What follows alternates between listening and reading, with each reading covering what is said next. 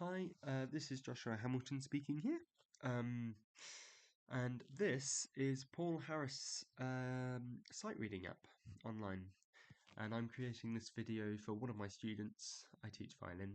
And I'd like her to start using this partly so that she can start naming the notes that she sees.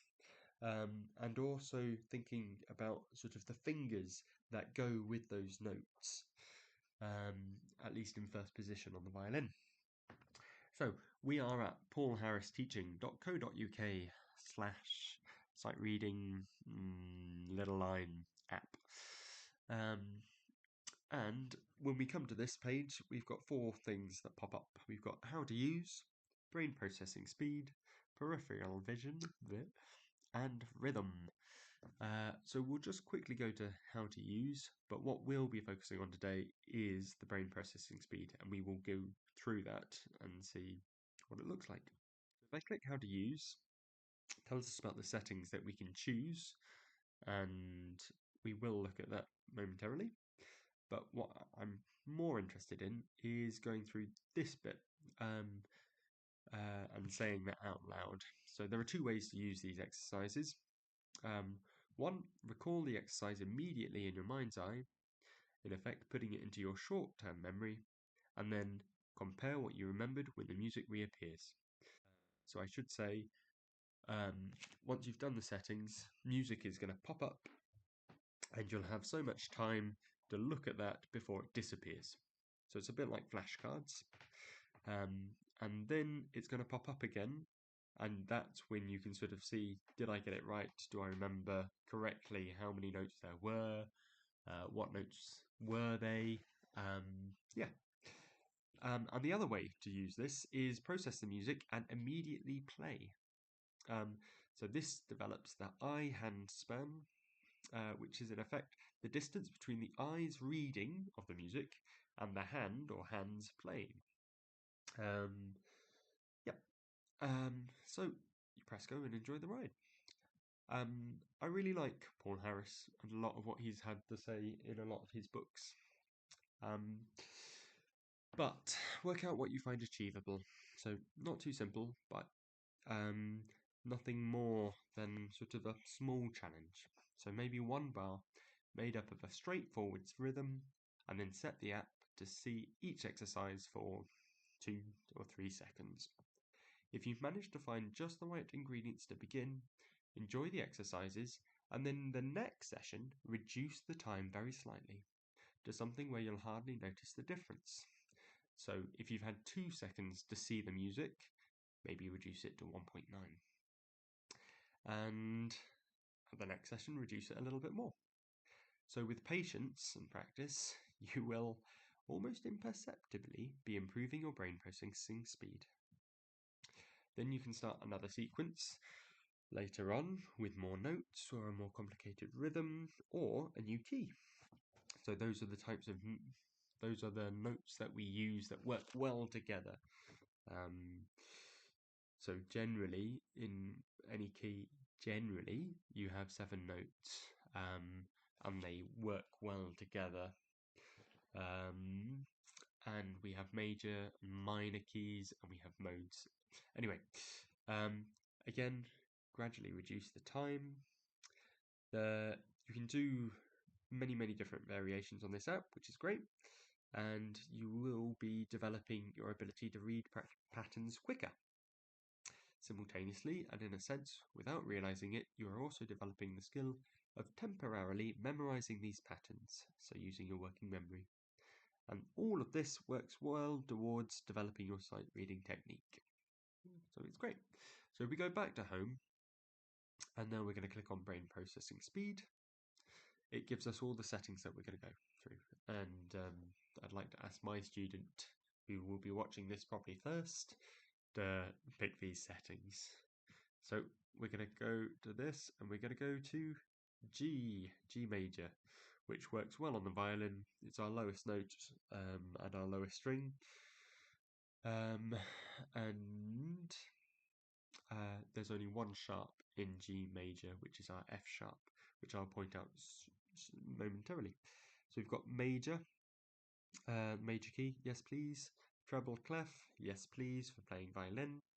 We'll keep it in 4-time, so that's sort of there's an emphasis generally and a feeling of it being in 4. So 1, 2, 3, 4. 1, 2, 3, 4. And then we've got generate rhythm. So you can get it to create a rhythm within 1 bar. But to begin with, for my student, please just pick, keep that turned off, and 1, add a tar or a crotchet. And we'll stick with 2 for now, and we'll give that a go, and we'll probably come back and change the settings in a minute or 2 and add another 1 or 2 or 3 crotchets to sort of see more notes. And display settings. So to begin with, we're going to increase this to something like 2.5 seconds. We'll keep the countdown at 120 beats per minute, so it's going to give us a count in, usually 2 bars. And I really like the hands-free function, but to begin with, we're not going to use it, but I'll show you now anyway. So when you click on, it will automatically show you the exercise, make it disappear, show you again, and then it will move on to the next exercise automatically without us having to push any buttons. But for the moment, I'm going to turn it off. So go. Okay, you have to click the ready button. So you watch the dot, and it counts us in. And then it shows us 2 notes. So, for my student, I explained that when I was learning, the 5 lines are E, G, B, D, and F, and I remembered that as every good boy deserves football. There are many, many rhymes that you could use. That's just the one that I happened to learn at the time. And the 4 spaces in between those 5 lines, face, F-A-C-E. So just then, we saw treble clef, we saw a little sharp, just 1 sharp, which sort of explains that it's in G major. And we saw 4-4, meaning there's 4 beats in a bar. So 4 beats in a time, in a certain, it's funny using words, in a division of the music. Yep, so we had 2 notes on the 4th line. So using every good boy deserves football, we know that's E, G, B, D, so that we had 2 Bs. Then we can click show to see if we were right. Yes, so there's our D, there's our D. This is called our clef over here. This is the 1 sharp I was talking about, which means that the note F, any Fs that appear in this music will be F sharps, not F naturals. It's easy to see on a piano the difference. An F natural is a white note, and the sharps are just the next note up from that. But what's slightly confusing is that there are generally, if you look at a piano, you'll have sort of 7 notes before you get back to the same note.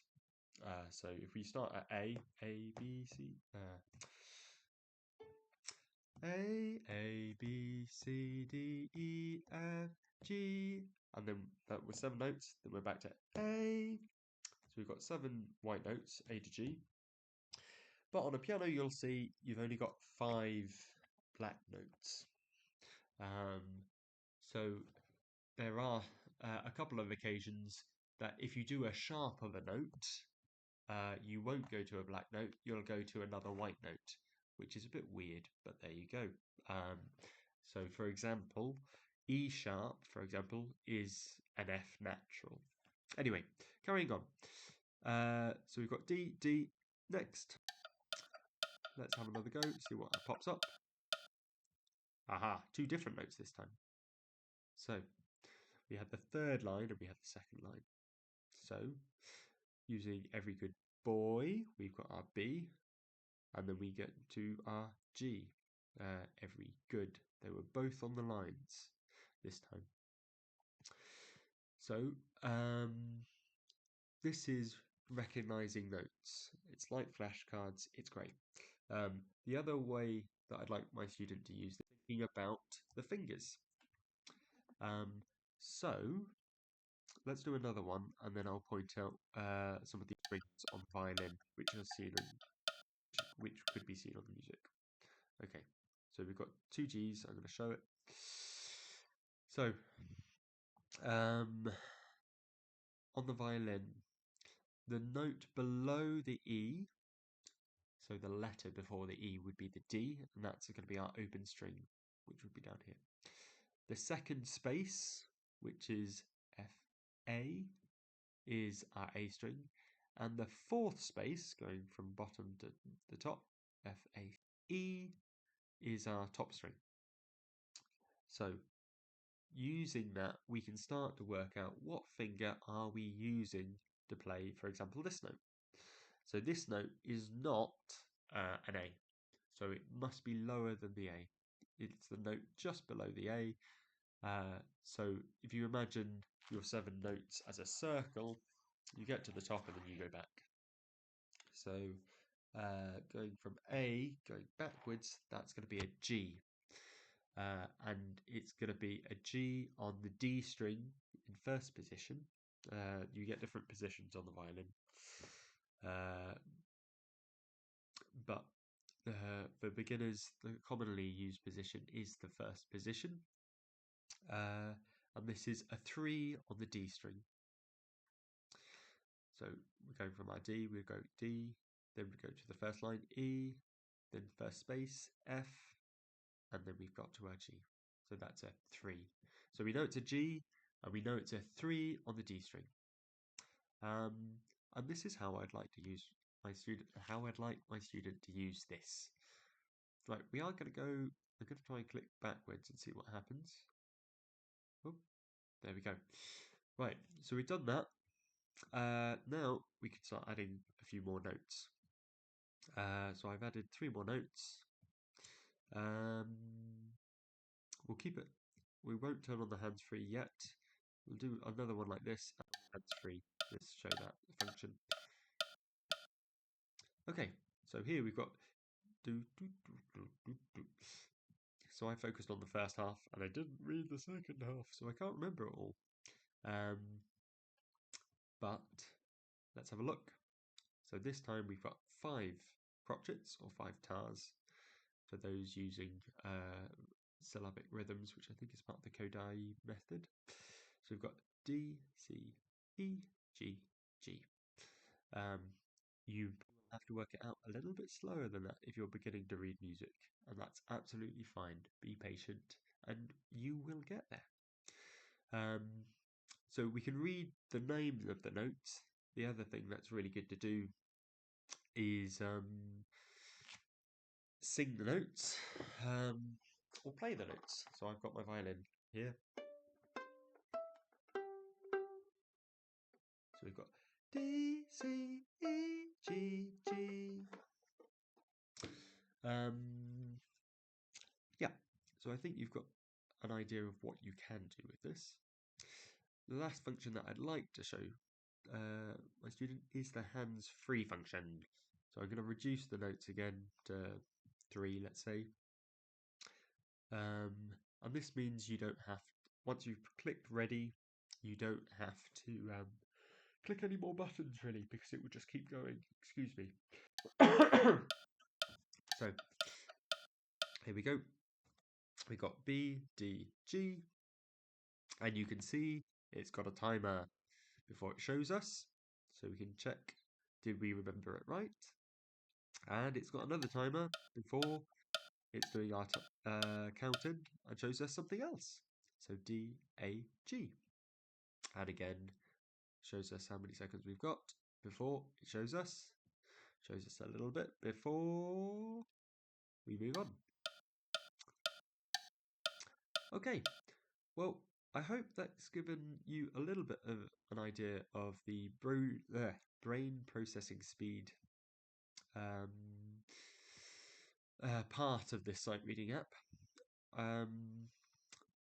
Have a go, see what you think, and yeah. But what's most important is to keep going, and yeah. Thank you very much, and I hope you have a nice day.